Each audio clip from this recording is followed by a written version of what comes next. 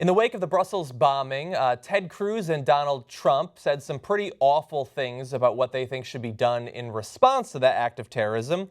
Now, Donald Trump reiterated his call to basically ban all Muslims from entering the United States and initiate widespread destruction of Muslims throughout the Middle East. Ted Cruz called for carpet strikes. That was nice on Easter weekend. And also said that we need to start having proactive patrolling of Muslim neighborhoods.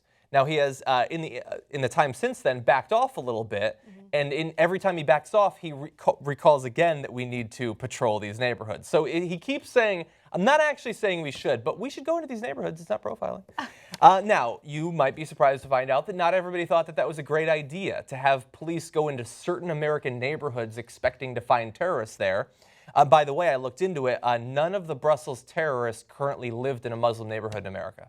And yet that's his thing that we need to do now. And one of the groups that didn't like what Ted Cruz was saying, didn't think that it helped, included the NYPD, which we've had some issues with in the past, but in this case is saying the right thing. And Ted Cruz had to respond to that. Now, obviously, there are a lot of people in New York, politicians, as well as in the federal government, that Ted Cruz does not support. But he can't come out and say that he disagrees with the NYPD because he needs to be seen to be pro-cop. So he says this: New York Police Commissioner Bill Bratton has a difficult job, and I am grateful for all he does to keep the people of New York safe. I also understand that politically he has no choice but to implement the de Blasio-Obama liberal agenda of policing. But his explanation for dismantling the unit makes no sense, talking about the random searches and pat-downs and all that. It ignores the nature of the threat that we face from radical Islam. I repeat my call for de Blasio to repudiate the dangerous confines of political correctness, not investigating Muslim neighborhoods as political correctness, and reinstate this important unit as the first step towards a more proactive, hard-headed counterterrorism strategy on the home front. The bottom line is that to defeat radical Islam, we need to focus our counterterrorism resources where terrorists are likely to be. That's not profiling or spying. It's common sense. I have many things to say Best about case scenario, it's all three of those things. Yeah. It's definitely profiling. So what's incredible is, I don't know if Ted Cruz is just playing stupid or if he really is stupid.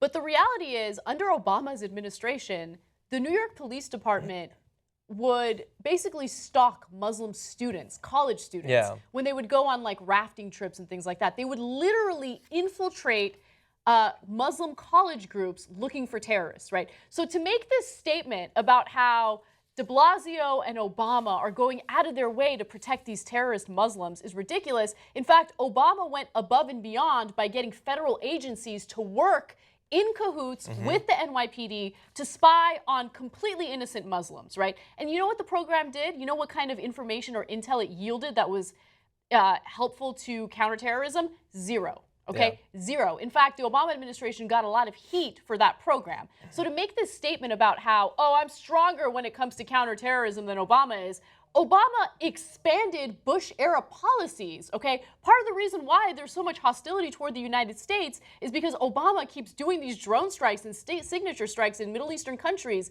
that are killing innocent women and children and men at, weddings and, things like that. So Ted Cruz is an idiot. And also, he speaks he contradicts himself in the same statement.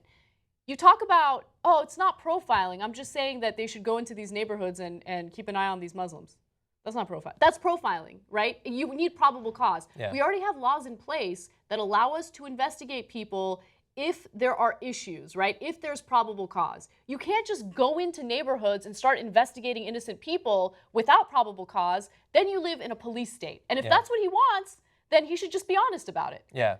You can imagine how he might be a little bit confused, though, because a lot of people on the left are now saying that you're not liberal if you don't support profiling.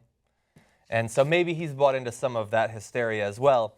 Now, we've been saying for a long time here, we're saying it, myself and Jimmy Dore on the Young Turks yesterday, that I tweeted about this recently, that you ask these people, these candidates, these politicians, how can we stop terrorism? And they answer as if you had asked, how can we create terrorists as quickly as possible?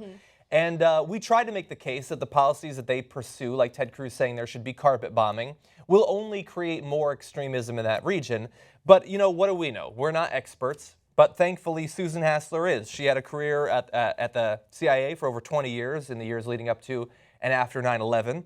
And she wrote an op-ed in CNN recently making the case that they are doing the work of terrorists, Donald Trump and Ted Cruz, in their response to Brussels. And we have a small excerpt for you. She said, "It is never a good idea to do what the terrorists want you to do, yet so many people are doing exactly that. The goal of terrorist groups is not simply to kill people, but to influence their target group. They need a hateful response to those attacks to make their point. Anti-Muslim violence and rhetoric and calls for banning and registering Muslims all play beautifully into their plans. Politicians such as Donald Trump and Ted Cruz harness the attacks to advance their own ambitions. They play to the psychological need to hit back, the need to do something quick and spectacular. Go bomb the crap out of someone, attack which also has the advantage of using up a lot of materiel and enriching the defense contractors who contribute so heavily to political campaigns." And then she concludes with this: "Terrorists, anti-Muslim extremists, and the politicians who benefit from their anger are trying to make the middle ground in no man's land. If you're not with us, you're against us." Echoing a man who obviously felt very similarly back about a decade ago. Yeah. And that's what they're doing. They think, and they're probably right, because the media never second guesses their proposed responses to terrorist attacks. They simply say, you know, oh God, if there's a terrorist attack, Donald Trump's going to do well. If there's a terrorist attack, the Republicans are going to do well. And people who don't pay that much attention to politics say, oh, well, then I guess they're better on terrorism. Even if the only policies they advance are almost certainly likely, and we've seen it time after time after time since 9/11, to simply create more terrorism and more extremism and lead to more deaths in places like Brussels. But unfortunately, that continues. And why should they change on the right, on the Republican side, if the media is never going to hold them to account? If they can simply say, let's make the military bigger, never question how much that'll cost or what effect it'll have. If they can simply say, let's bomb people we've never met, and then it's never questioned what effect that'll have. Well, the media is an echo chamber for right-wing paranoia and fear-mongering. That's what the media has become. And so we now have a country full of paranoid people who have bought into the fear-mongering. And regardless of what common sense tells you to do, they'll completely disregard that and push for policies that lead to perpetual war, that lead to more hostility toward the United States. And understand, what I'm saying is not, oh, leave the terrorists alone and, you know, don't bring them to justice. Of course I want to bring them to justice. But we really have to reconsider the way that we treat moderate Muslims. We have to reconsider the faulty intel that we use in order to carry out drone strikes that lead to the deaths of innocent people. Those are the types of activities that lead to hostility toward the United States. And it's just common sense. If your family members were slaughtered by the West, what are you going to do? You're going to sit back and be like, you know what? America has my best interests in mind. No, their mothers and their children, their family members have been murdered. They want revenge. It's the easiest way to allow insurgencies to recruit people. And that's what's happening right now. But people don't want to see it because they're so consumed with paranoia.